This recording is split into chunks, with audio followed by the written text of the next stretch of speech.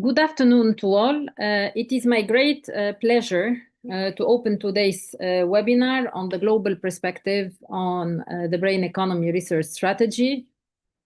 So as the founder and president of the Euro-Mediterranean Economist Association and co-founder of the Brain Capital Alliance and Brain Economy Hub, I'm very much happy to participate to this milestone in advancing a key pillar, which is also developed by the World Economic Forum Brain Economy Action Forum, which is this global initiative to put the brain economy at the center of the worldwide dialogues and also drive actions towards sustainable growth and societal well-being. So this is also important that we will be representing our group in the World Economic Forum in January in Davos.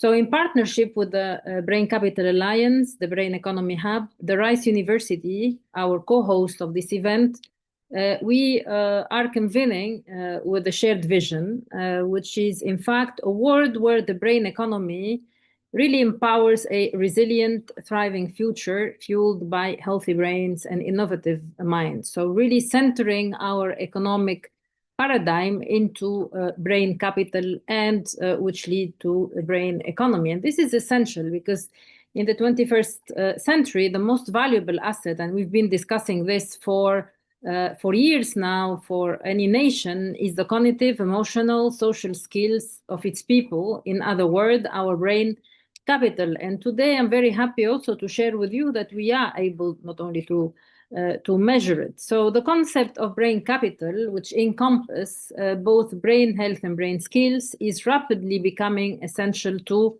sustainable growth and human development. And it's recognized as a core asset for our economies.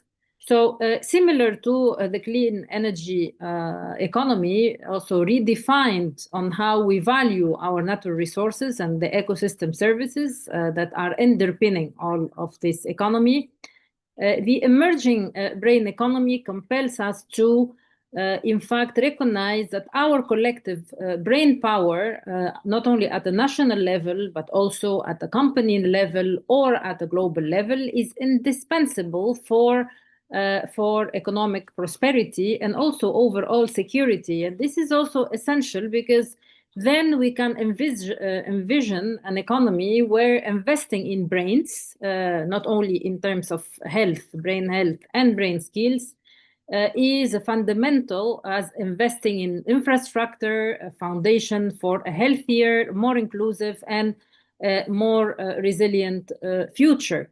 So it's a transformative horizon that the Brain Economy Action Forum, led again by the WEF, in which EMEA is a pathfinder. We're trying to seek together with all the other members, pathfinders, an alignment to economic success, which is based on human well-being, enhancing human well-being, flourishing, and enhancing also productivity. So in reality, we are confronting a world of mounting challenges that place our global brain under pressure, and this is what we call a brain negative economy.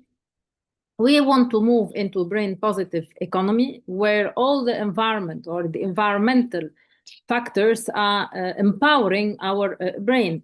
So if we look, for example, to impaired early childhood development, for example, this is a key challenge that one needs to go beyond also the education rethinking. I mean, our education system nowadays needs to be rethought to develop more skills that are beyond the quantitative skills that we've been developing over the years. But also the stresses of the digital age on youth. I think this is also making harm, and our youth brains will need to be resilient to those developments. Moreover, the cognitive impact of neurodegenerative diseases and also the rising tide of dementia. All of these trends have converged into what we call polycrisis of brain health. So if we look at the mental and neurological disorders, they have become a leading cause of disability and disease burden worldwide, with mental health disorders alone costing the global economy an estimated 5 trillion per year, projected to soar to 16 trillion by 2030. And this is clearly put that nations cannot treat their way out of this crisis, and simply they have to act and they cannot be inactive. So prevention and proactive investment are essential. Yet even now, we see that only about 1 to 2% of global health financing is dedicated to brain and mental health. This has to be increased over the years to reach, in fact, to revert the trend. So the chronic underinvestment is the very resource that underpins our productivity, innovation, and resilience, and we must really close this gap. What we are trying to do here in today's discussion on the global brain economy research strategy becomes essential key. We need to develop the science between us and also within all the disciplines, economics, neuroscience, medicine, and so on. And we cannot wait further. So as I mentioned to you, our research strategy will be advanced further at the World Economic Forum annual meeting in January 2026 with all of you. And with this, I'm very happy to welcome all the keynote speakers and discussants today in this webinar. And I would like to start without further ado with Simon. I don't know if Simon Fisher Blom is here. So my colleagues are telling me he's not here yet. So let me then start with my slides until he's here. So I prepared a few slides to go through how we start the measurement of the brain economy and brain capital. Here, let me share with you, in fact, this work that we have been developing, in fact, since 2020. And as I mentioned previously, we are facing major challenges, and we just need to solve them at the societal level. We need to first measure and understand what we aim to improve. Of course, we cannot manage what we cannot measure. And here we must develop robust ways to assess brain capital across populations, across nations. What we have done so far on the measurement level from an economic standpoint, we have developed the Global Brain Capital Dashboard. And currently we are finalizing a brain capital index, these are, I would say, key outcomes of this effort. Next slide. So the Global Brain Capital Dashboard is launched through a collaborative global working group, which is an interdisciplinary working group since 2022. And we have developed together a number of key indicators that would assess a brain capital based on a definition that has been accepted between scholars, including Harris Ayer and other colleagues, to define brain capital. And key papers have been published by Brookings and also by other outlets.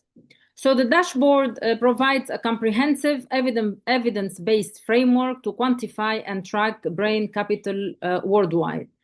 In fact, it organizes the determinants of brain capital into key pillars, which are brain health, brain skills. These are the core two pillars, and also the brain capital drivers, each with clear data-driven indicators agreed between the members of the working group. Now, in this model, a country brain capital is not anymore an abstract idea. It becomes tangible and traceable. And this is essential to allow us to develop key policy initiatives and also assess outcomes. For example, the dashboard considers how positive factors like high problem-solving skills or widespread digital access can boost a nation's brain capital, while negative factors like, for example, low participation in schooling or high rates of childhood stunning can hinder it. Now, this matrix put light on where we are succeeding and where we are failing behind in building the brain capital, which is essential for our 21st century. Now, as you can see in this slide, we have developed over the years an interactive map that compiles over 30 years of publicly available global data. So this global data is accessible to everybody, so it's freely accessible, and it allows us to track and compare patterns across countries and across time. So, of course, data is not so much available in countries in Africa, in other regions of the world. But then this is also a call for those countries to, in fact, collect as much as possible data so they become accessible through, for example, WHO or EMEA, and then other outlets that we can share, and they are all available on our dashboard. So practically, we have 24,000 observations, over 60 indicators, and all of them, they link to both primary and secondary global data sources, and we continue updating those indicators over time. So also this allows researchers, policymakers, and other institutions to explore how, for example, environmental, social, economic, and health conditions shape brain capital around the world.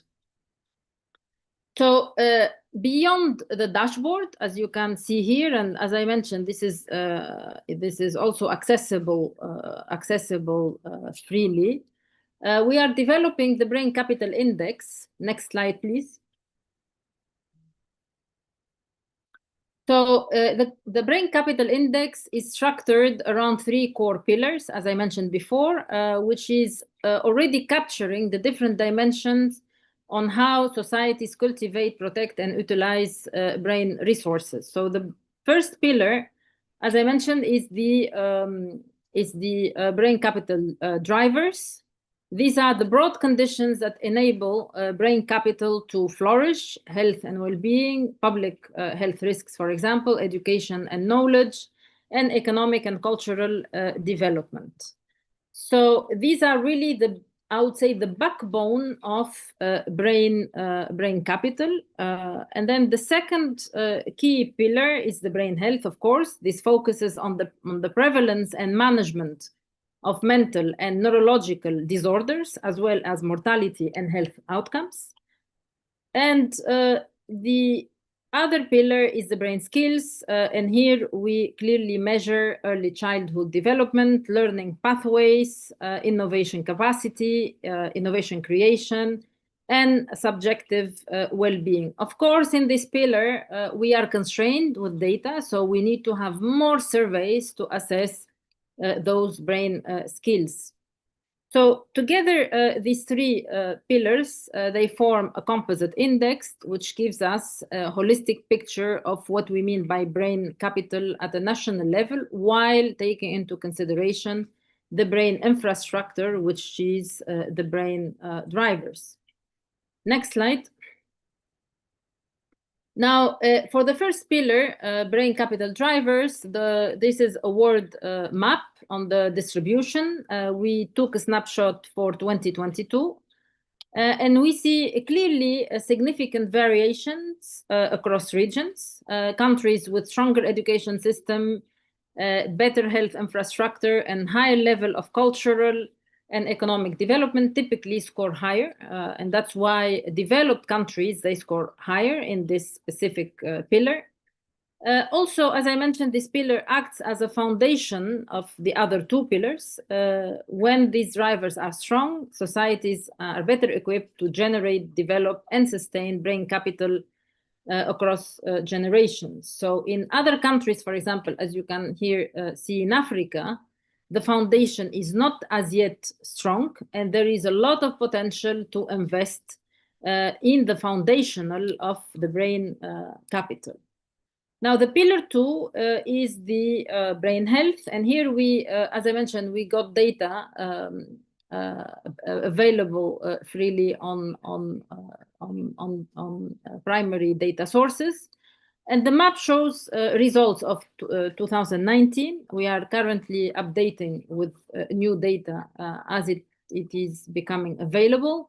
And clearly, we can see that the global burden of mental and neurological disorders. And of course, clearly with this information, we see that brain health remains one of the most neglected public health challenges, despite its massive socioeconomic consequences. Why I'm saying this? Because we need much more data on particularly countries in Africa. If you can please put the next slide.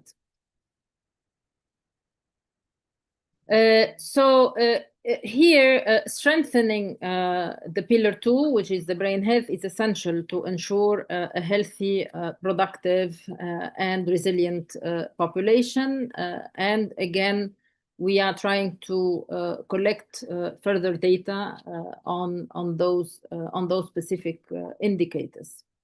So this is about the measurement, and I think measuring can become a key for assessing brain capital, which is a key driver for a brain economy. So this is our introduction today. I see that Simon might not be here, so I would like to move without further ado to our next keynote.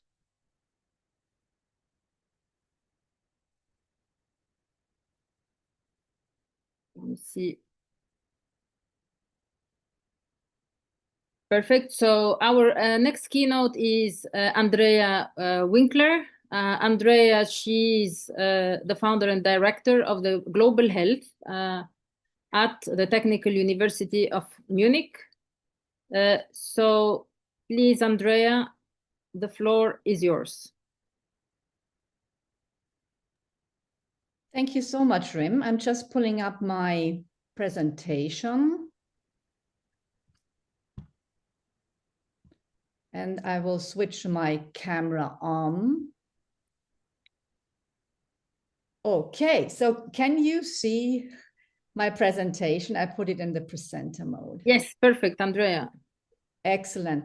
So Rim, thank you. Thank you to all of you for this kind invitation. I was given the task to talk about brain health research with an emphasis on equity.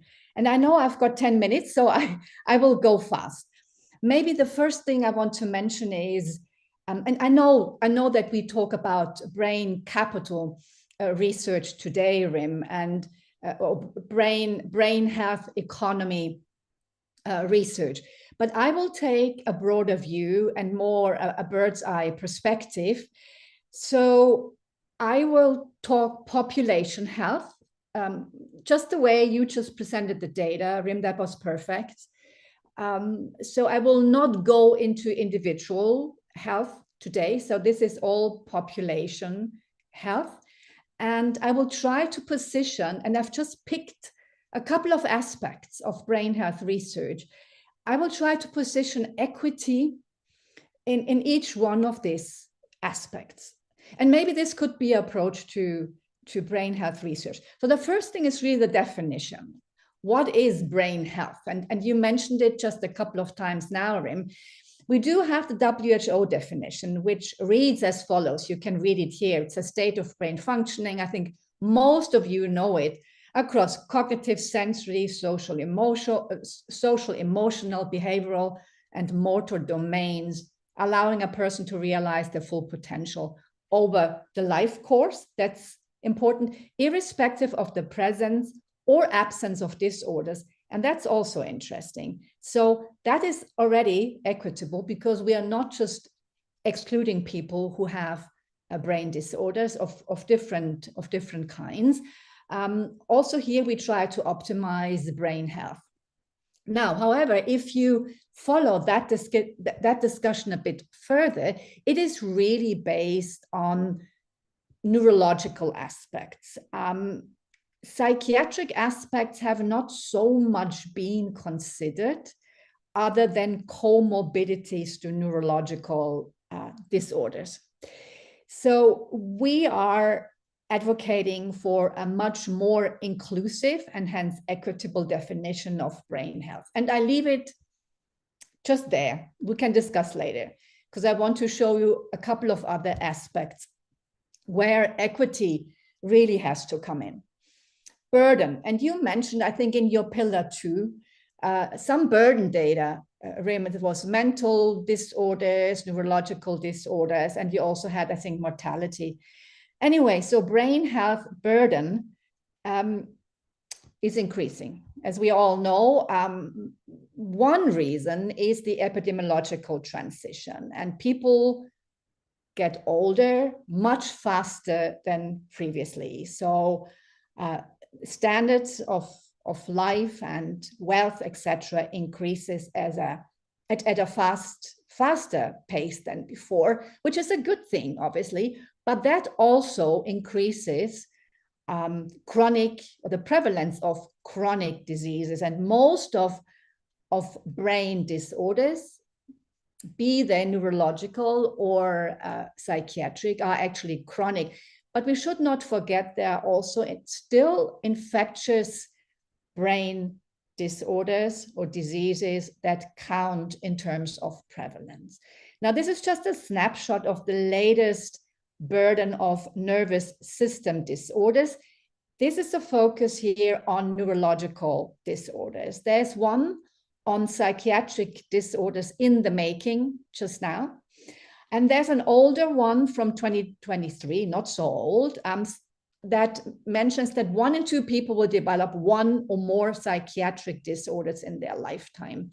Here you can see the main disorders in terms of neurological disorders. Stroke is still leading.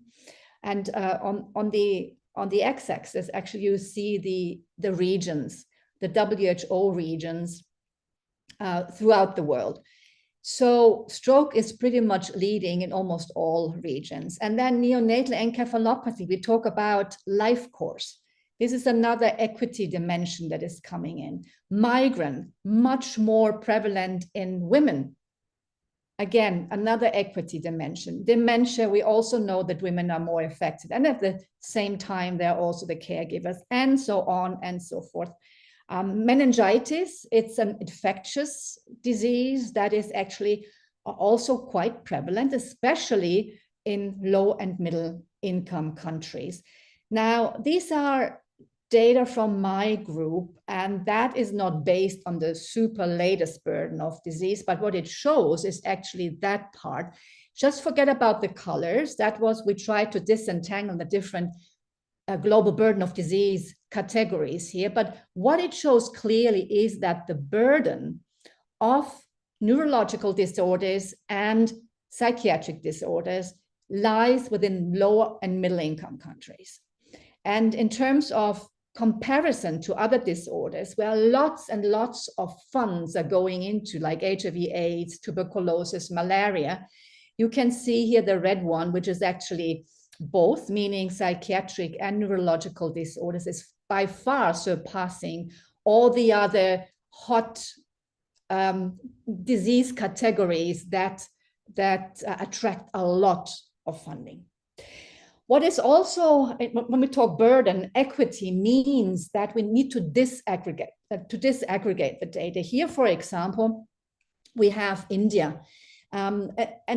And India, when you look at the disaggregated data for non-communicable neurological disorders and the communicable neurological disorders, you see different patterns in different states.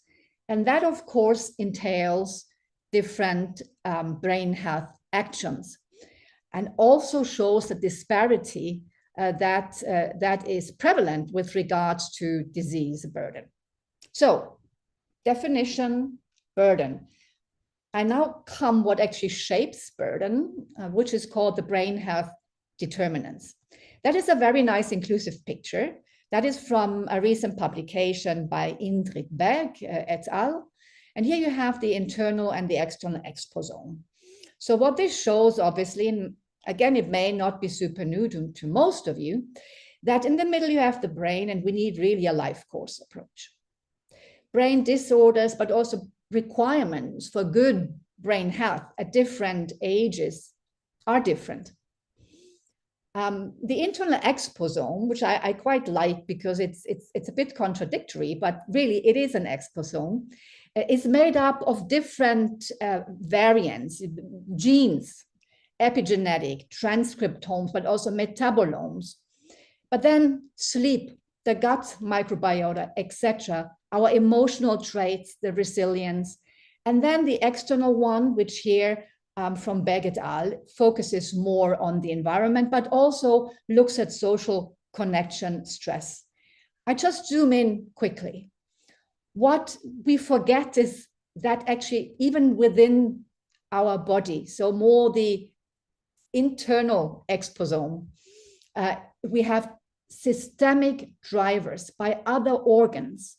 We thought previously that only advanced organ damage like kidney disease, heart disease, really impacts on the brain. But now we know even small dysfunctions in those other organs impact brain health, either now or mainly at a later stage.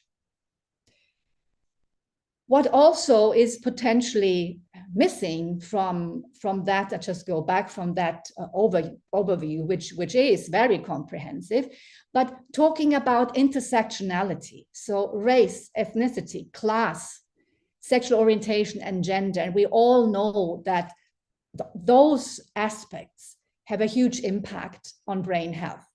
Not just on brain health, not just the knowledge about brain health or the literacy of people around brain health, but also the way that people access healthcare and the quality of healthcare that people receive. And we need to disentangle that. The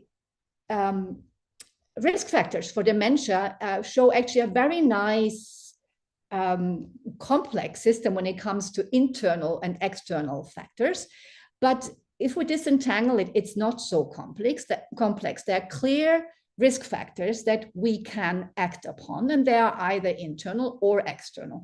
And interesting, they are influenced by culture and even by race. That is actually the latest work from Mostard et al., which I had the pleasure to be part. And poverty early in life and wealth shocks later in life could also be shown to have an impact on brain health. In that way, cognitive decline or dementia. And if that is added, 65% of risk factors are modifiable, and we talk here dementia. So you see, I mean, we can really dwell on this complex determinant picture. This is more disentangling the environmental determinants. We always focus on the rising temperatures, on air quality, but it's also the extreme weather and also the vector-borne diseases that change habitat, that impinge on health, and not the least, brain health. I come to my last part, because I was given 10 minutes. And of course, that knowledge, and there's much more in terms of equity to be said here, but that knowledge entails or has to entail actions, and those actions need to be equitable. So I call them, or we call them, brain health equity actions. And there are a couple of buzzwords. One is transformation. Rim, you mentioned it. Another is that we need a systems approach. So these determinant systems with the burden at the heart, etc., they are absolutely complex.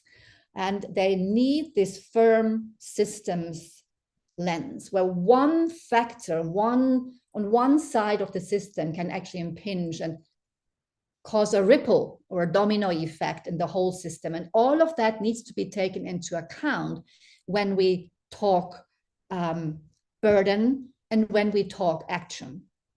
So just an example, transformation, Rim and colleagues, I mean, I don't have to tell you, this is economics, that is your discipline.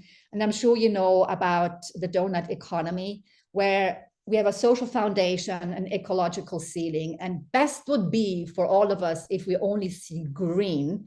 So we have no shortfall in terms of social foundation and no overshoot in terms of ecological ceiling. Not sure how actionable such a system is, but you tell us, because that obviously is your discipline. And when it comes now talking systems, we need to talk integration across the life course. And this is just an example here. Yes, we need to integrate the disciplines, and we need to integrate what we have in terms of system and universal health coverage or primary healthcare systems. They need to be called out to actually integrate brain health or brain disorders, including psychiatric and neurological, neurodevelopment, and of course also neurosurgical. And that is my last slide. All of this leads us to a global brain health framework. And of course, that can be changed, that can be moved around. Personally, I feel at the heart is the interdisciplinarity.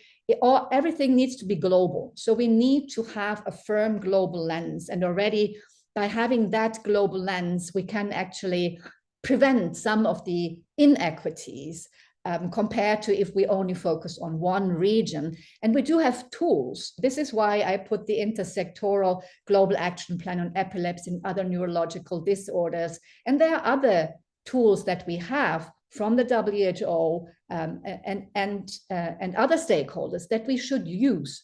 Then in green, we have the different determinants that I tried to explicate, and we need to see what is their impact on the burden. Again, this may vary by region, and that in itself will produce inequity at the population level. And then last but not least, all of this moves in the global public health or public brain health space.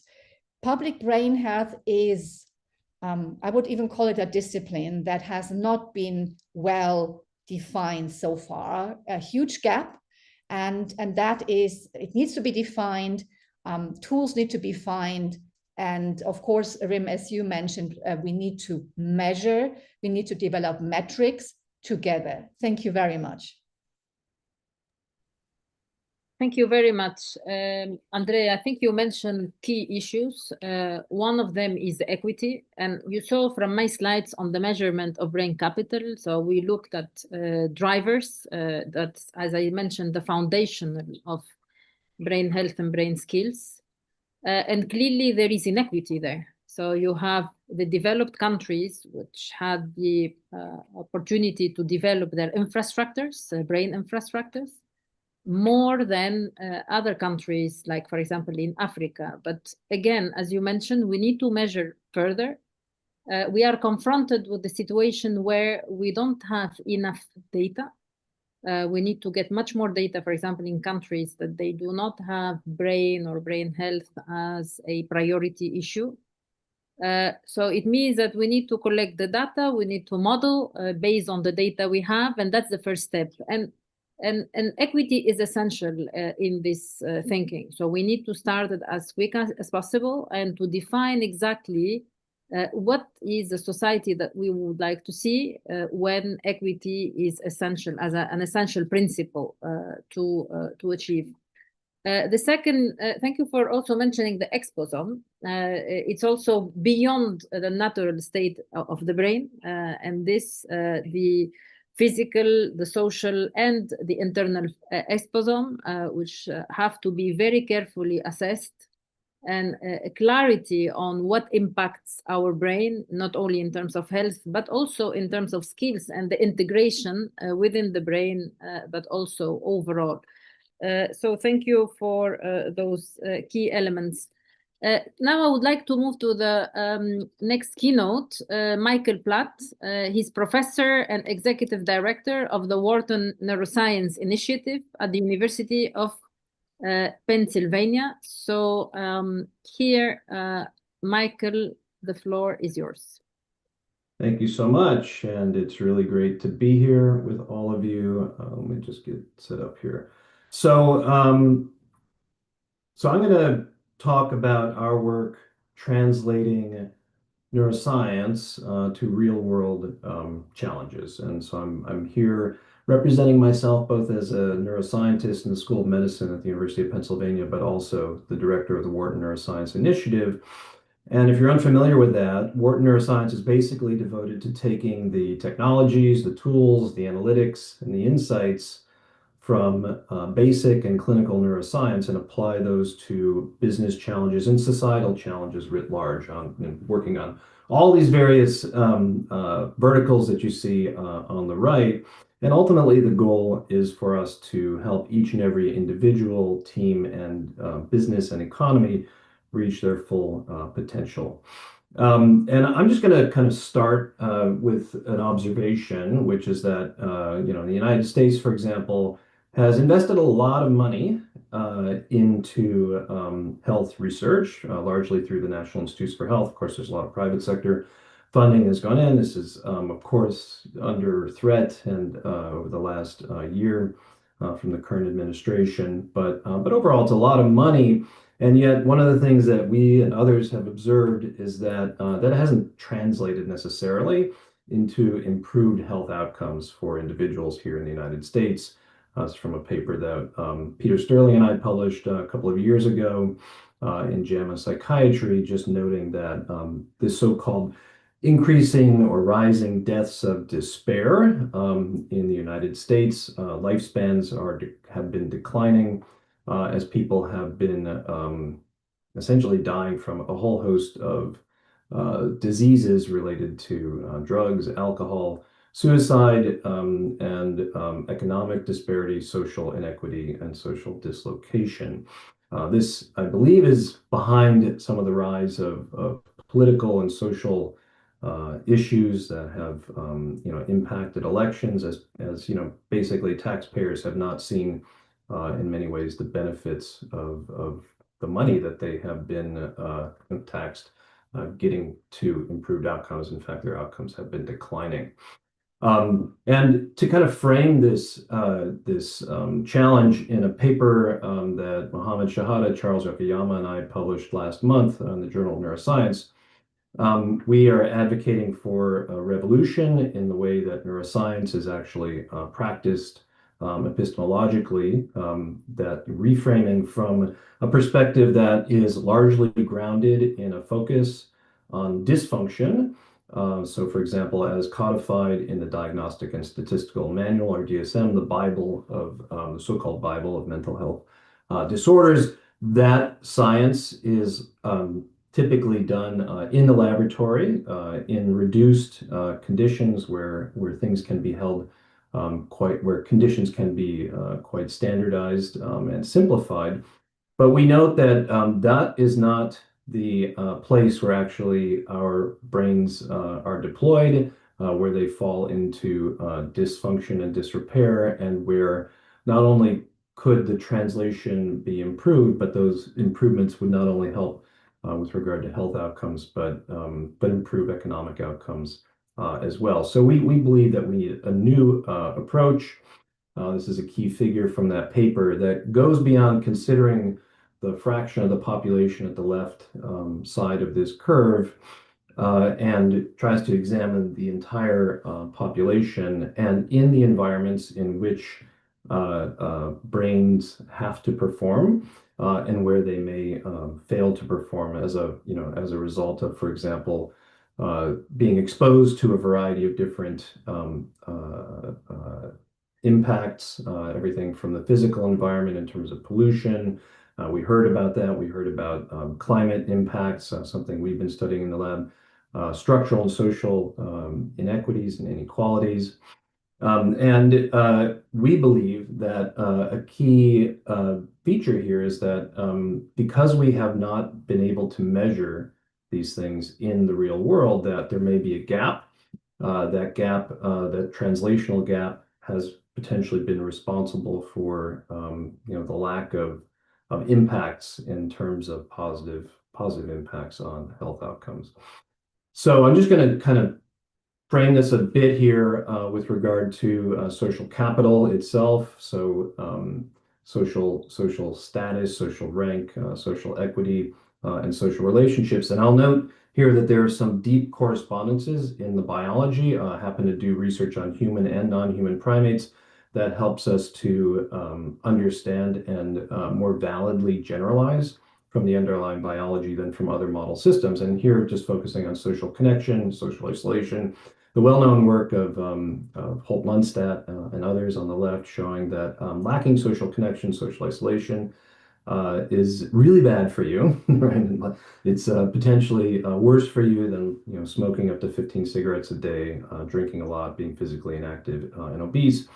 And we see in monkeys actually living in nature. So this is from a study, a paper we published in Science last year, where we've been tracking thousands of monkeys living on an island off the coast of Puerto Rico for the last 18 years, where there have been major climate impacts, notably Hurricane Maria in 2017.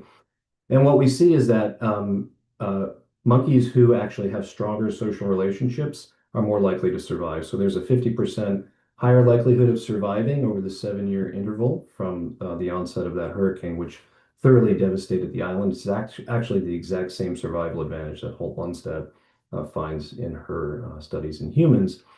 And on the heels of that, Ibanez, for example, in the work, who's heads the Latin American Brain Association, has found in studies of real human beings in thousands of individuals in a dozen different countries in Latin America, North America, and Europe, that these kind of non-individual related health impacts can be quite strong. So you can see that social inequality, as measured by the Gini index, has a big impact on brain aging. Basically, if you're exposed to inequality, your brain ages more quickly. This is based on functional brain imaging and EEG evidence, the same thing for air pollution. And on the right, in that same population of monkeys, we're looking at epigenetic indicators, a brain clock based on protein synthesis, DNA translation. And you can see that animals who are of low rank are actually, their brains are much older transcriptomically at the protein level than animals of high rank. So again, I think providing a very strong validation of what we're seeing in humans, and that in fact it goes much deeper than just functional signaling, but all the way down to the molecular level. And to kind of situate you with regard to this idea of that we advocate for behavioral quote unquote wind tunnels, based on the analogy of wind tunnels being a more realistic environment for testing aeronautics, developed in the 1940s and 1950s, but still providing some degree of control. So really important for modeling and enabling the development of more sophisticated airplanes and air travel. In our laboratory here at the University of Pennsylvania, the medical school, what we have done over the last, this has really been a technological innovation, has been to develop the technologies that allow us to measure brain activity in animals who are engaging in natural interactions, social interactions with other individuals in large open environments. We use computer vision technologies we've developed to precisely measure behavior. So that's what you're kind of seeing on the left. And when we perform these studies, what we discovered is that the way brains encode information is fundamentally different in these natural conditions than in the tightly controlled conditions that you would find in a study of humans, say doing brain imaging in an MRI machine or in other animal models. And one of the things that we discovered, which was super interesting, is that brain-wide, there is a signal that represents the the equity in a social relationship. So monkeys basically, their relationships, their friendships and alliances are structured by grooming behavior, which there's give and take. What you can see there in the middle is that over the course of several weeks, and we tracked every single interaction between these animals, they roughly balance or achieve equity in the social relationship. So that's really important to maintaining good bonds between individuals. And we found that there's a neural signal that tracks that. And we can precisely predict the behavior of the animals in terms of investments and withdrawals in that social relationship so that they eventually achieve equity. So this is sort of the foundation, I would suggest, for natural equality in social relationships. When you feel, when you have that sense of like somebody's not texting you, you've been texting, and you're getting ghosted, this is the signal that is that urgency signal that makes you feel bad, we believe, and drives the relationship to change. Now, we have gone beyond that now to begin trying to understand how social relationships function in the workplace. And so in work that we've done at the Wharton Neuroscience Initiative in partnership, for example, with a global consulting company called Slalom, we've measured brain activity in people at work. This is a situation where people are working online, so they've never been in the same place together. And yet what we find is that on the right is that individuals who have stronger workplace connections, better workplace relationships with each other, their brains are more tightly synchronized with each other. And this is has been found in other studies in the laboratory to be a strong indicator and biomarker of strength of a social relationship. It correlates highly with trust, with cooperation, and with communication. And what we found is that when we use this framework to intervene in social relationships in the real world, in this case in a company called Matriarca, which is a collective of indigenous women artisans across Argentina. This is an intervention designed to promote social relationships between individuals that causes their brains to synchronize. And so these are women who live in different villages, and they tended to have low levels of trust. They competed over access to resources, and none of these individuals trusted management. So we intervened using these trust building exercises that increase synchrony, brain synchrony between individuals, interpersonal synchrony. And what we found is that the conflicts faded, relationships improved, trust increased systematically, cooperation increased, and ultimately, in fact, things went so well that the company itself was given over to the women artisans. So that was a really beautiful outcome that I think is beginning to kind of serve as a validation for the work, for example, illustrated here from McKinsey Health Institute report that came out earlier this year, identifying a number of common risk and resilience factors on the left. A number of those are real social levers that I've described here that can be utilized to not only improve mental health and neurological health via some of the mechanisms that I just described, but ultimately improve workplace performance, which creates value for employers, including in increased retention, productivity, innovation and creativity, reduced healthcare cost, and improved adaptability and capacity to learn. So when I get in front of business leaders, CEOs, C-suite people, this is the kind of framework and evidence that I find to be very compelling for motivating them to actually make investments in their employees' mental and physical health, and in particular their social well-being via connections in the workplace. And we see some of that. I think this is a little bit indirect connecting of the dots, but this really nice analysis from Microsoft Work Lab from 2022, looking at firm value as a function of engagement, employee engagement, and that engagement is a subjective self-report, but it's essentially an indicator of good workplace relationships, a feeling of meaning and purpose in the work that you do, and one's value to the company. And you can see that those companies that have the most engaged employees not only perform better financially than the ones with the least engaged employees, but also outperform the S&P 500. So suggesting that there really is a translation there. So we only had 10 minutes here, so I'm going to sum up. Yeah, I'll refer you to those papers if you want to learn more. You can follow up with me, but my real vision here is that neuroscience needs to expand to the real world, real life context where we spend most of our lives, and that these so-called behavioral wind tunnels offer scientifically tractable test beds for expansion, which will give us the new knowledge, which can reveal where and how to invest in a biologically validated fashion.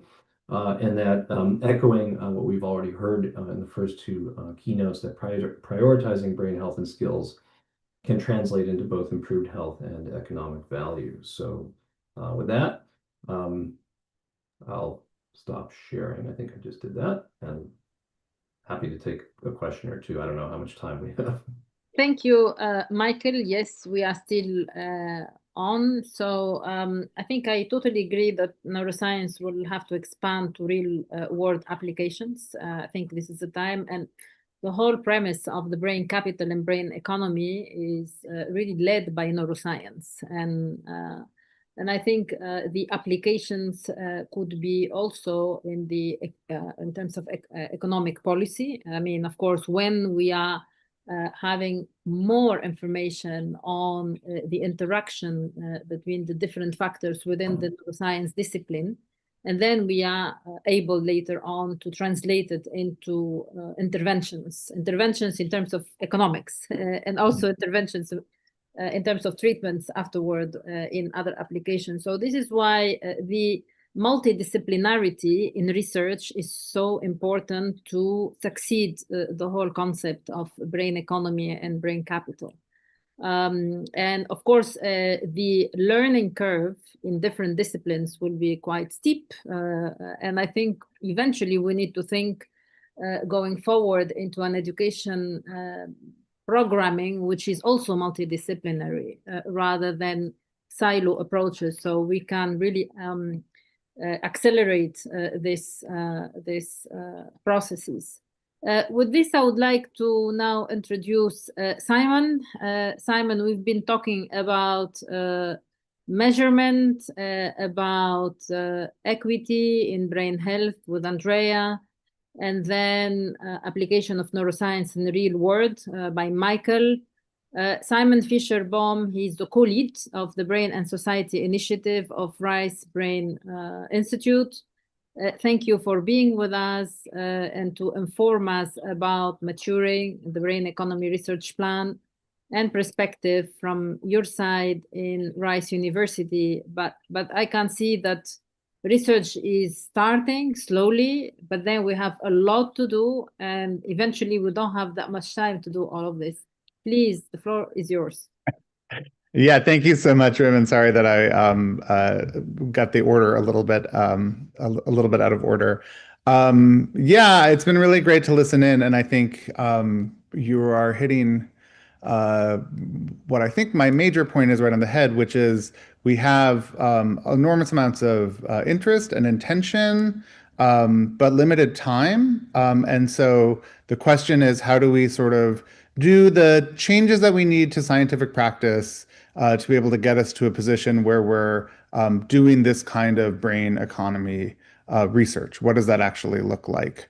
Just a little bit about my background. I am a neuroscientist. I work on both brain skills and brain health. So in brain skills, I focus on literacy.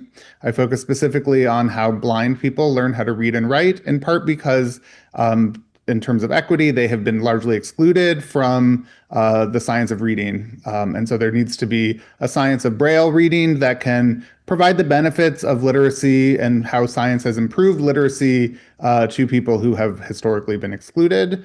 I also use that sort of science of reading moment that we're in right now in the United States, where we see a major interest in the cognitive science and neuroscience of reading to start to affect education policy and practice across a large number of US state contexts, as sort of an inspiration for how I entered into this space, because both this has been a problem that neuroscientists have worked on for a long time, often saying policymakers don't listen to us.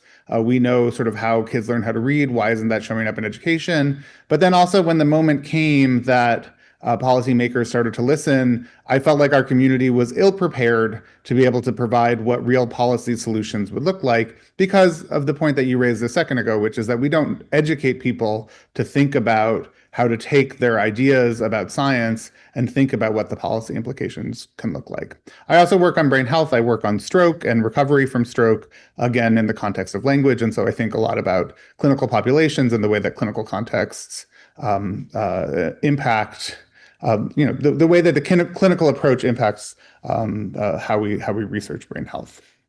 And so we are working towards a research strategy. I have the pleasure, as many people here have, of working with Harris Iyer. And we've been talking a lot about what it would mean to kind of build a brain economy research strategy. And the way that I see the context of where we're at is we have a really large community of engaged researchers.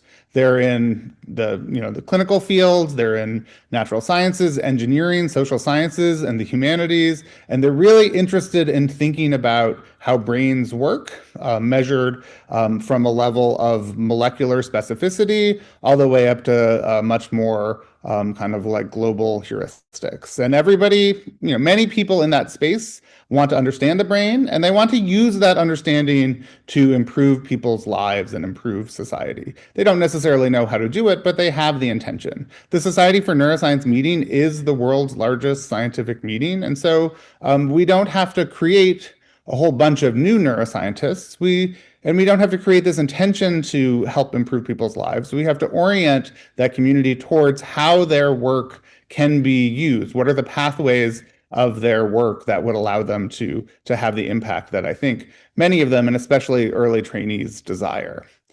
We also have the fact that scientific progress is extremely slow. It's deeply iterative. We often do things that are really incremental, and the communities are unbelievably disconnected, and they do not know how to talk to each other. Even within neuroscience, it's really hard to figure out how to talk across, say, levels of description. We also have a very small number of frameworks for societal impact. And so most of neuroscience, at least in the context of the United States, which I know the best, I think it's somewhat different in Europe, but I don't think it's entirely different. When we think about the societal impacts of neuroscience, we largely focus on disease and pathology, and the idea that we can sort of understand the underlying physical pathology of the brain and come up with a way to address it, ignoring the social context, the environmental context, the exposome, and all of those things. And so there is sort of counter movements of people who are looking at those other types of factors and other types of ways that you might intervene on the brain, and even thinking not just about clinical impacts or with what Michael just presented, thinking about sort of productivity in this kind of healthy population, workforce population, but that is really the minority of what neuroscientists do. And then neuroscientists are not well suited to think about questions of scalability, questions of comparisons across different types of interventions, questions about generalizability in a global context and things like that. And so there's lots of things that we have to try to figure out how to address. I think that the brain economy and brain capital are actually really powerful tools for organizing research programs towards a common goal. And so my positionality is that I'm a neuroscientist, and I'm interested in thinking about how we can take the existing skills of the scientific communities and engage them with a problem with minimal disruption. So we don't have to retrain them, but rather we can refocus them. I think there's different types of scientific communities that can be engaged in this problem. I think there's a really great role for economists to be able to think about this problem from a totally different perspective. But I think that we can start to ask questions about, for us to be able to accomplish what we think our goals are, but we don't quite know how to do it, what's the kind of science that's missing, and what are the scientific problems that need to be solved? And so this is where this idea of measurement, modeling, and intervention come from, because I think that we can describe the scientific problems in kind of these ways. And so the first problem is that of measurement, right? And so the brain economy, approach. And the brain capital approach focuses both on brain skills and brain health. We want to improve brain skills. We want to decrease the impact of loss of brain health. Oftentimes when we're talking about brain health, we're talking about brain skills in sort of a different way, right? So when we think about the pathologies that we're interested in, we're not actually interested in a patient with dementia having less amyloid in their brain. We're interested in their memories being better, their executive functions being better. And so we still want to see sort of the brain skills being improved for these populations. And so we can think of a whole bunch of different brain skills that we might be interested in. And one of the great things about being a part of these communities over the past a couple of years and reading a lot about this space is that people propose really lovely ideas about what those brain skills might be. Cognition, decision-making, but also emotion regulation, resilience, ideas like learning agility, creativity, and many, many other things that we think are really important for contributing to overall brain capital leadership. Each of these things is measurable, and they can be measured in lots of different ways. And we need to come up with ways to measure them, right? So we can measure them with neural measures, right? We can attach implant electrodes or measure electrodes from the scalp or put people in fMRI. We can also measure them behaviorally, potentially, right? We can measure sort of how the behaviors show us evidence that people are good or bad at decision-making. I 100% agree with Michael that they need to be measured not in the context of careful lab design studies, but in the context of real-world behaviors, that people are doing things that actually matter to them, and these skills are being shown in the sort of relevant ways that they show up in our everyday lives. And I think that there's going to be a wide variety of tools that are enabled by AI, analysis of the language that people are producing, analysis of, using computer vision to understand aspects of the ways that people are, engaging with each other in physical space, or their faces look, or things like that, that are going to be relevant for thinking about how we might measure each one of these skills. And so there was one set of scientific questions that's just, how do we measure these things? And obviously, this is what a lot of scientists are already doing right now. We just have to reframe the work that they're doing as being about measuring things that we think contribute to brain capital. But there's an enormous amount of scientific capacity out there right now to try to think about, how do we know whether somebody is doing good emotion regulation at any given moment? How do we know what cognition looks like? And how do we iterate on what we already know how to measure to improve those measurements? But we have to develop them, we have to evaluate them. So we have to think about how they contribute to our overall measures of brain capital. We have to understand how the measures are related to each other. And then if this is really going to be of the global scale that I think everybody who is attending would like it to be, we have to understand how to measure things culturally appropriate, right? We have to understand how these measures are influenced by the cultural context in which the people being measured live in, and how do we develop either measures that are not impacted by culture, which is something that might be impossible to do, or how do we think about how to do measurement that is somehow equivalent while taking into account the cultural context in which these things are happening. But again, there are communities of scientists that are engaged with this already, right? So we don't have to reframe we don't have to train new scientists to do this kind of thing, but rather we just have to take the communities that are already interested in thinking about developing culturally sensitive tests of memory for dementia, and bring them into a conversation with other people around how to think about it in terms of brain capital. A bigger challenge, I think, is, and probably the biggest challenge, is this problem of modeling, right? And so we have a lot of factors, individual cognitive capacities or other kinds of human capacities that we think it's important to measure for brain capital, and we can already do that work. But then we need methods for evaluating how each of these factors contributes to brain capital, or whether or not they do. As I said, one of the really fun and wonderful things about being a part of this community is listening to the many different kinds of ideas that are out there about what the different things are that might be contributing to brain capital. But to make it a science, we need to be able to have falsifiable hypotheses where we have a way to say whether or not these things that we think might be contributing to brain capital actually are. And so we need to have methods for evaluating whether individual factors contribute. Does leadership impact brain capital? And then how much does each factor contribute? If we get, whatever our units of creativity are, if we improve 1 unit of creativity in an individual, what is that improvement in their brain capital? And then I think the biggest challenge has to do with being able to move from thinking about an individual level to an organizational or society level. How do the interactions happen between sort of an individual's capacity for brain capital and how those things interact with each other within an organization or really within a society, right? So is there like a Gini coefficient for something like brain capital inequality, right? So is there, we don't just want to look at what the average brain capital is across the whole community, but rather an inequality across that community and what brain capital looks like might have a real negative impact on what the community's brain capital overall is. And we need methods for being able to do that. So these are the new problems.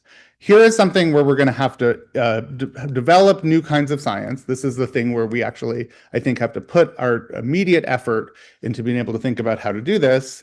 But science, this is where we can take advantage of the fact that science is slow and iterative because we just need to iterate. We need to start with something. And I think we do have models of things like what EMEA is doing around building like a great brain capital dashboard that is like an approximation of a first order model of how we might put a bunch of these things together. And then we can test that and improve upon it and develop it over time, right? So with sort of what like William Hines might talk about as new types of economic thinking, as ways to think about how you might go from micro to macro economic scales with respect to brain capital. And so I think there's ways to kind of develop this new type of science. And then I think the payoff comes in terms of this focus makes us think about intervention in a different way. So we are living in an age where there are major interventions that are being made, both for brain health and brain skills. We're seeing new kinds of neurotech, we're seeing drug development, we're seeing brain-inspired behavioral interventions, we're seeing neuroarchitecture, we're seeing focus on the exposome and how it, thinking about the environmental consequences or impacts of nature. All these things we think are useful interventions for us to maybe make a real impact in this space. Right now, those communities are largely siloed and are just being evaluated against, does this improve?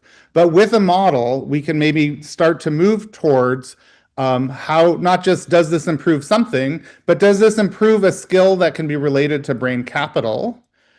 And what is the size of that impact in terms of brain capital so that we can directly compare, say, a new type of Alzheimer's drug that maybe has a really big impact for a really small, a small number of people because it only works for people with certain genetic conditions, with something like neuroarchitecture. We want to be able to talk about them on the same scale.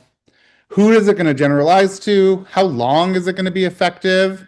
And then the big thing is, what is it actually going to mean to scale, right? And so if that Alzheimer's treatment costs $100,000 a person, how does that relate to, say, what the costs might be of changing the physical space or changing, regulating some aspects of pollutants that might be having a broader impact and maybe look extremely expensive, but actually be cheaper when you compare it on how many people are being impacted overall. So we want to be able to get to that point because ultimately we want to be able to evaluate interventions based on the improvement they have in brain capital and compare them to each other to figure out where we should be investing as a society. And so brain economy, I think, works as an organizing principle for a wide range of research through the question, how should we allot resources to improve brain capital? So we can start to think about how we want to allot our societal resources towards this improvement. It can motivate what's needed for research on measurement for different brain skills, what we're learning about being lost with poor brain health. It provides us something that can be modeled from those measures with the important question of how to go from micro level at the individual, which neuroscience is the best that we can do is think about a whole individual. Mostly we think about something even smaller than an individual to a macro level in terms of societies and full economies. And interventions can then be evaluated in terms of brain capital, so we can think about what is the best thing for us to be doing. And so we are just starting this work, but we did just launch the Rice Brain Institute, which has some fairly standard approaches to neuroscience, neuroengineering, which Rice is really good at, and neuroscience. But Harris and I are leading the Brain and Society Initiative, which is really about thinking about how to do this kind of brain research strategy, but also thinking about Rim's question of how do we train the next generation of scholars to have the interdisciplinary skills to take this forward. And so with that, thank you so much, and I'm happy for questions. Thank you, Simon. This was quite comprehensive, and really it puts a framework for the brain economy research agenda globally. But then also, thank you for emphasizing the important role of measurement and data. Of course, we need a lot of data, granular at an individual level, as you mentioned, where the role of neuroscience is essential. But also at the macro level, at the national level, where we could collect data about the burden of diseases, brain diseases, or also skills. There is a lot of data in that space already, but then unfortunately, it's only anchored on the skills for the labor market. And this is not enough to allow us to assess, yes, maybe we could assess flourishing with those data, but we need more. For example, leadership, emotional intelligence, creativity, all these other aspects of skills that we need to better measure, and then that will allow us also to have a much better index for brain capital. You mentioned the dashboard that we have developed and we are updating, and as I mentioned before you join, this is open, accessible to everybody, because we are using data from open sources, and this is important too. So it becomes really accessible, and everybody can assess the brain index, brain capital index. And also I want to say that we use this data from EMEA, which is the Institute for Health Metrics and Evaluation, in collaboration also with the WHO and other type of data providers. But beyond this, I wanted to emphasize the importance of the measurement, and measurement is not an absolute value. We need to track. So it's not only one-off. We need to always have a time series to allow us to have the appropriate modeling, because measurement, modeling, interventions are a continuum. They are not separate.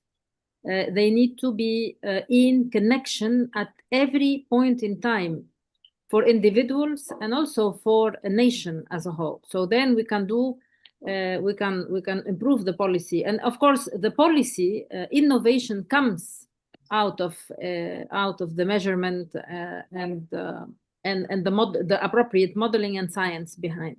So thank you again for putting this framework, and hopefully we all collaborate. Now I would like to move without further ado to the discussion. The discussant here, we have Andrew Welchman.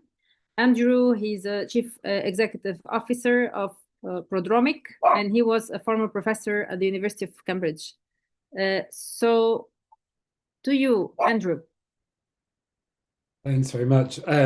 Really great discussion, and so many interesting points. I've been kind of going through, taking some notes as I went.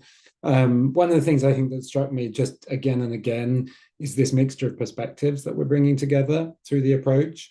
And it's been touched on by several people about how we are bringing together, on this call, epidemiology, economics, neuroscience, how we're bringing these together really to show the value of this approach. That comes with complications, right? Where anytime you try to work across disciplines, people have different perspectives on a problem. I know from my own discussions with people about brain economy, I'm based in Cambridge. I've been a professor in Cambridge. If I talk about brain economy, people think I'm thinking about brainy people, right? No, we're thinking about whole populations. That was that beautiful slide, I think, from Michael that showed, we're really thinking about the whole population and how we can equitably target brain functioning, brain health, brain skills across a whole population, because this is the thing that will really impact wide economies. I think also another theme that we've had there has come through in terms of body-brain interactions, whether that's aspects of bodily function impacting brain function, or thinking about how social structures are then being implemented and impacting biology. There are some really great opportunities there, right? In terms of saying, if we think about the directionality of those interactions, the liver functioning, liver or kidneys affecting the functioning of the brain, then of course, with the brain, we have this remarkable ability to use complex ways of communicating to actually reverse that and get that to change. That means that we need to be thinking about behavioral interventions, how we can encourage people to be changing the health course of their life through these types of changes in their behaviors, changes in activity, but it's clearly possible to do.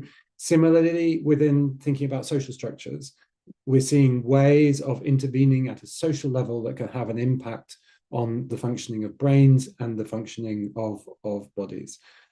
So I think some really nice exchanges and interactions there. I think a broad theme that comes through the work that I'm reading, the thinking I'm doing on brain economy, is about the role of workplaces. People, we know schools are critical in the early stages of brain skill development, but we're seeing that workplaces really can be an engine of driving of creativity, increasing of workplace upskilling of people, which is a key marker of economic function. And I was having a discussion the other day about the setup of workplaces. What is it like to be in these spaces? And we've had these diagrams of the exposome. What's it like to be in these spaces? Wouldn't you want to work if running a business, if you're an employer, wouldn't you want to work in a building, in an environment where the productivity of your team is going to be 10 to 20% higher than it would be in a different environment? These are things that really can, make a difference to people, the way they experience their work life, but also societies in terms of the overall levels of economic productivity. And the final observation I've noted down here is again on this sort of complex systems that we've been thinking about. The interaction between the individual and the societal level, I think, is a really, it's a really powerful challenge to think about. How do we move from understanding interventions that we can affect the behavior, the functioning of individuals, and scale that all the way up to societies? And again, maybe that maps back onto this sort of brainy thing that I highlighted before. We really are thinking about this as the net aggregate, right? In terms of how we are changing the behavior, how we're changing the healthy functioning based on a focus on brain health and brain skills. And so we need to be able to make that transition to what can we learn from a small individual study and scale that up so that we're seeing that impact more widely on society. So those were my observations and thoughts I thought I'd share with you. Thank you, Andrew, and also putting the emphasis on the workplace, the work of workplaces. And this also ties very much with the presentation of Michael on the level of engagement and the social capital per se, because all of these are all connecting. And obviously, if we know them intentionally, that they are working from a neuroscience to actually a real life case, so not simply a lab case, but a real life case, then obviously we can upscale, and then we can have a positive impact on productivity. And this is essential for companies and also for a nation as a whole. So thank you for this comment. Now I would like to invite Helen Lavretsky from UCLA. And then looking forward for your reflections on the California Brain Health Science Strategy. Please, Helen. Yes, my background is I'm a psychiatrist, a geriatric psychiatrist and a neuroscientist, and my career has been devoted to developing resilience building interventions that resulted in greater brain health and cognitive health in various clinical population and health aging. I started working with Harris on this way back 10 plus years ago, and we published a number of papers. I was also president of the American Association for Geriatric Psychiatry, and we held several summits. And at the moment, I'm preparing a summit at UCLA that brings around a global perspective, and the idea is to develop a state plan blueprint for brain health and brain capital, brain economy. These are new concepts, and it's a multidisciplinary effort. So what it came down to for me is how do we develop a common language? And that is not easy, but the idea was how do we measure it?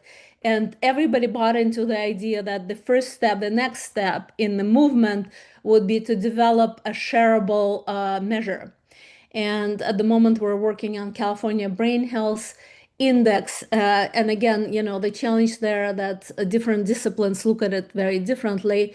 But from neuroscience perspective, it would contain domains like cognitive functioning, brain structure and function, then mood and psychological emotional well-being, behavioral and lifestyle metrics, and cardiometabolic vascular health or physical health, and then genetic and molecular biomarkers, and then social and environmental indicators. At the moment, we're kind of working with different stakeholders to see what portion of it would resonate with different stakeholders. But eventually, I think we would come down to develop different levels of measurement. Like neuroscientists, for instance, would have this more complex individual-based biological and neuroscientific variables to track the impact of social and environmental factors toward like exact brain function and structure and all the whole person health. But at the community level, it would involve more generalizable and easier to measure variables. But I think the next step for the field to go forward is to agree to develop a DSM of the brain health and brain economy so that we have the common language, because it's really difficult to translate concepts and have a meaningful conversation in terms of outcomes and common goals.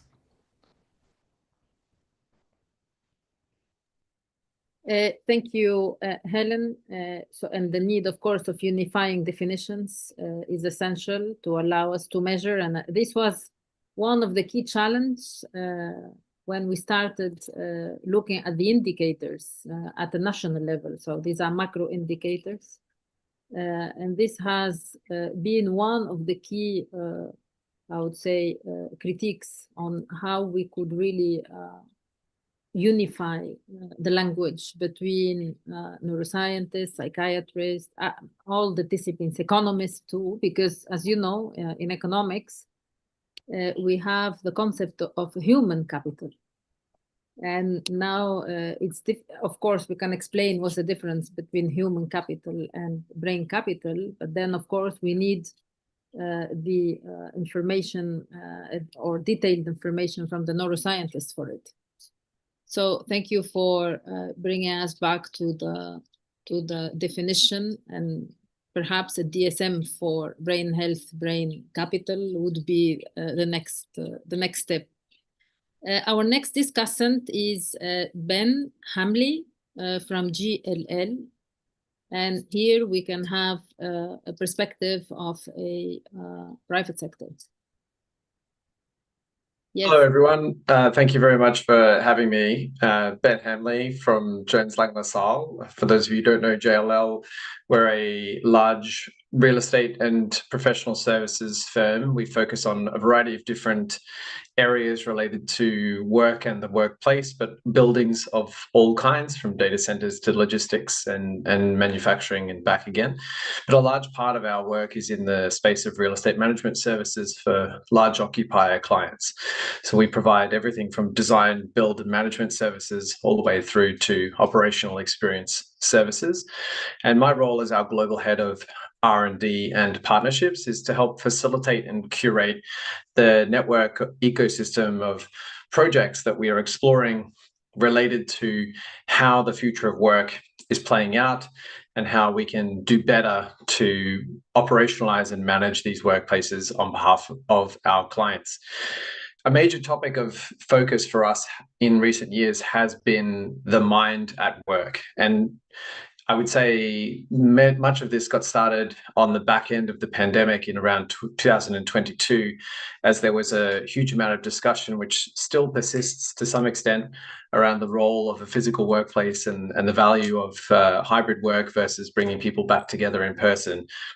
We began some, I would say, more objective research rather than the more subjective surveys on this topic to try and explore what the real differentiations were in a cognitive experience framework. So really try to understand, is there any major difference to the way the brain engages with work, holding as many variables as we could equally to when people are together in person versus when they're working remotely or in a hybrid setting. So it was really quite interesting to hear some of the examples that were shared earlier in the presentation around this topic of brain synchrony and worker engagement and its relationship to firm performance. This has become an increasing topic of interest to us more recently because some quite compelling data from Australian economists has shown that the share of new jobs being created in the economy is increasingly non-routine knowledge forms of work.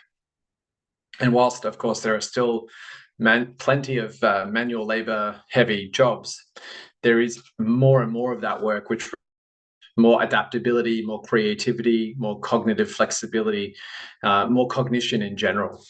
And we also see a lot of worrying trends which have been discussed quite a lot today around the cognitive difficulties that we're facing and potentially the underlying health issues that we face with aging populations and other forms of mental ill health and cognitive ill health. So the intersection between mental health and cognitive well-being and cognitive performance in the workplace, but also the way the work is designed, the neuroergonomics of the workplace that people are working within, and the tangible links that can be made from those findings to the way we actually manage, design, build, and operate workplaces in the future is of great interest to us. It is an area that we've been doing some of our own work on this year. We've been developing and piloting what I would call brain gyms, or essentially additional amenities that can be provided within the workplace to support the reinforcing of some of these cognitive capabilities, and trying to understand through our engagement with our clients and their employees which of these specific areas of cognition people are most interested in, or perhaps most curious or even worried about in the future as well. But I really value the conversation. It's been fascinating today. Thank you, Ben. I think the work ergonomics is essential, and I am very interested to hear more about brain gyms, what this is about. Sure, happy to elaborate. So the idea behind the brain gym really came in through that same lens of the neuroscience of work that we were discussing before. When we think about how work perhaps is shifting towards a more non-routine form of knowledge work, the idea is that you need to be not just healthy, but mentally on the ball. You need to be switched on, in the zone, able to resist distractions, manage and direct your focus and attention to the tasks at hand that could be perhaps constantly changing, required a level of mental agility and perhaps cognitive strength that most people perhaps have never had to deliberately train. In essence, what we're trying to do is get beyond just simply researching what was good and what was bad. But if we discovered, for example, that cognitive health was not particularly good in a certain circumstance, is there anything that could be done about it? Or was it just an unfortunate state of affairs and we have to leave it at that? And so we began to explore, and through these pilot studies, test whether and what types of interventions could actually make a difference in areas like response inhibition, complex attention, memory and learning, planning, other forms of cognitive performance that you can evaluate using some fairly standard psychological scales and other frameworks. We did find that through an 8-week intervention of both physical and cognitive training exercises, some statistically significant changes from baseline measures in those cognitive performance metrics. And we believe this has some promising indicators that through some of these workplace integrated programs, whether they be health and well-being programs that are supported by employers, specific amenities like gyms and cognitive training facilities, if you were to go down that path in a little bit more detail, but even simple interventions in habits of work and the type of work that people are doing and the way that work is structured, could actually have a measurable effect on the cognitive well-being and health of those employees. Thank you very much, Ben. This is very clear, and this is also a clear intervention in the workplace that can work, and hopefully you will have the metrics to assess whether this is working or not. And it could also be upscaled to other industries beyond your own. So thank you all. I think this has been a fascinating discussion on the future of global strategy for brain economy. Certainly, we will continue this work of bringing brain economy, brain capital into the forefront of our economies and trying to lead the path toward really having more measurement, more modeling, and more intervention. Thank you very much, Simon, Andrea, Michael, Helen, Andrew, and Ben for this great discussion. And then we will write a report, we'll be publishing it, and then the recording will be available on our